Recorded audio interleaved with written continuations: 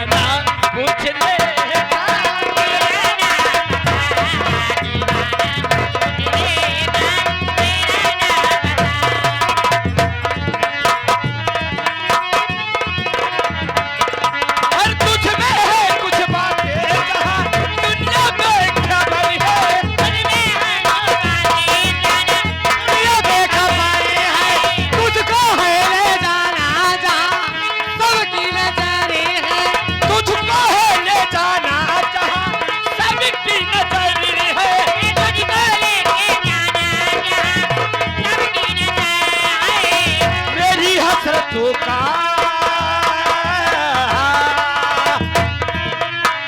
मेरी हसरतों का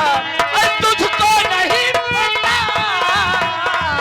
दीवाना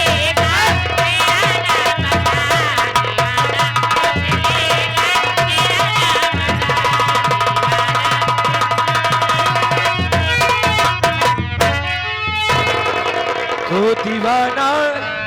पूछ लेगा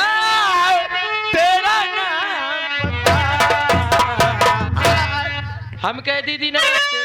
अरे नमस्ते नमस्ते और बहनी का हलवा जिया राजा तो का चोखा दिया नहीं से नहीं और ठीक ठाक है एकदम बढ़िया बा दीदी आपन बतावा अपन ठीक बा लड़कियों के का हाल बा लड़का ठीक बाटे दीदी ले हां का बताई तोर जीजा जब से नकारा बजावे लगे ना हां हां अगर उनका ना दिया मुर्गा हां कहा थे कारे बुजरी हां कहा थी ए मास्टरा कहीं करे बुजरी रात भर नकारा बजाई थी यह भचभचा लैया ये खिया भाई गुस्सा दिन का करबू गुस्सा दिन लैया जब रात भर खटबू हां सवेरे जब तक खा जब खोल का करी का बताई वे पंखा सोचत है ले ले अनेर के बनाई खियाई दे भाई और सब भले बना बिट्टी अरे हम के नमस्ते नमस्ते नमस्ते और हाल बा ये हमार ठीक बा अपन बतावा हमारा ठीक बा पतर की का यार घर परिवार कैसे तोर अम्मा बाबू है ले सब बढ़िया एकदम मस्त ठीक ठाक है सब ठीक है चल ठीक रहे सुने या समझ दवाई चलत यहाँ हाँ बिट्टी का बताई तोर चीजा चला गए धनबाद हाँ अगले महीना में ही अच्छा आज बिना तो दवाई चला लगू का बताई दवाई चलता ही है ठीक ठाक है ना हम बढ़िया है ठीक ठाक रहे चाहिए और बढ़िया हूँ ना चलो हमके बल्कि राम राम राम राम का हाल बा ठीक बा भले हऊ हाँ मालिक करे खबर कैसे हो ए दीदी का बड़े सुखे बड़े मजे में मोरी बहनी हाँ हाँ ए दीदी का ये बतावा का भा आज बहुत चला